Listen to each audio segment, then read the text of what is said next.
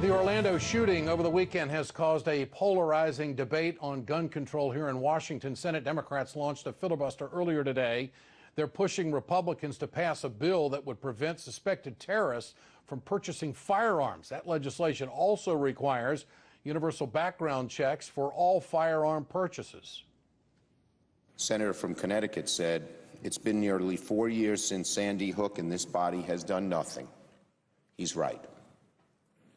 This body is shameful.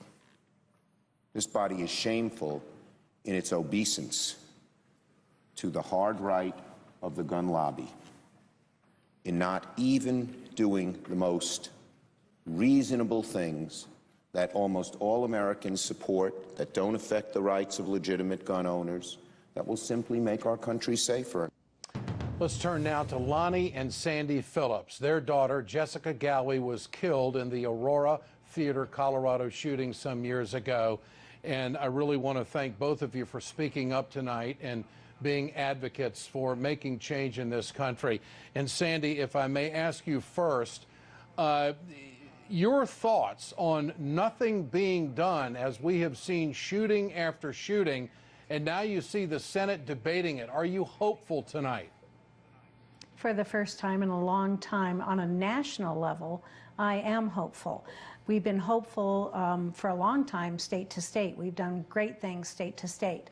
But from the national level, there's been very little done, as you know.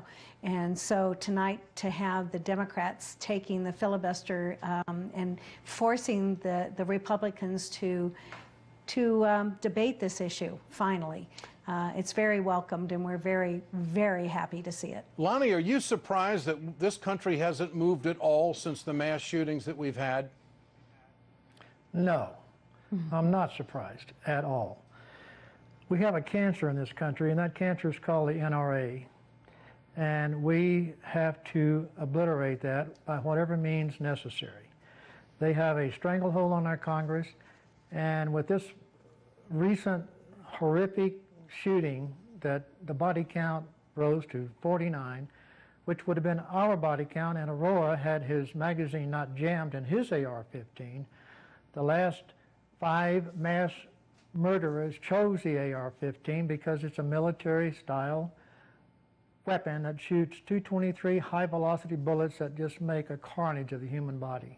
So no, Sandy, you must agonize every time this happens and reliving your nightmare. What's it like?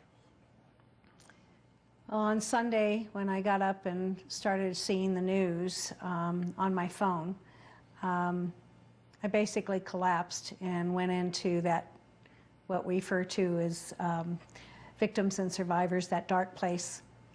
You descend into a pit, and you understand what those victims, families and friends and neighborhoods and community are going through.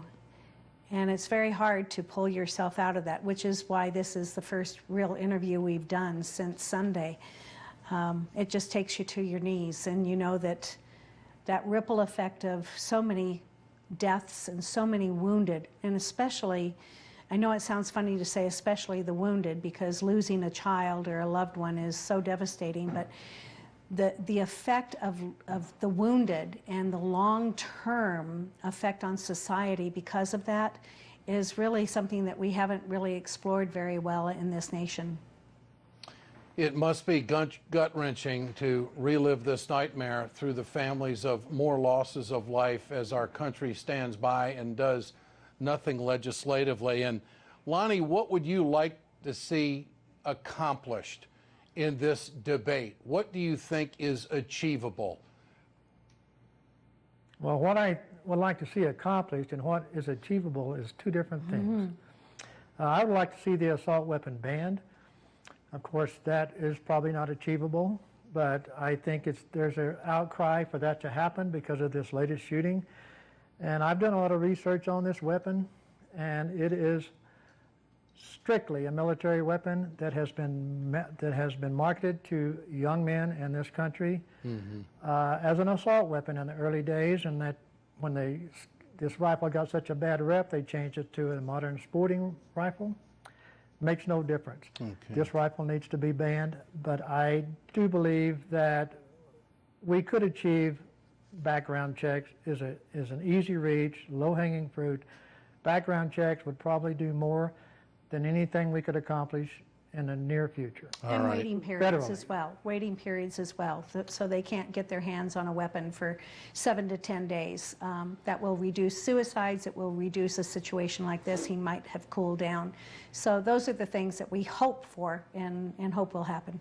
Lonnie and Sandy Phillips, thank you so much for joining us tonight, and bless her soul, Jessica Galway, and your advocacy work. Keep doing what you're doing. You're very strong and a great example for the country to lead, and thank you so much for joining us tonight. I appreciate it. Thank you for having us. Thank you.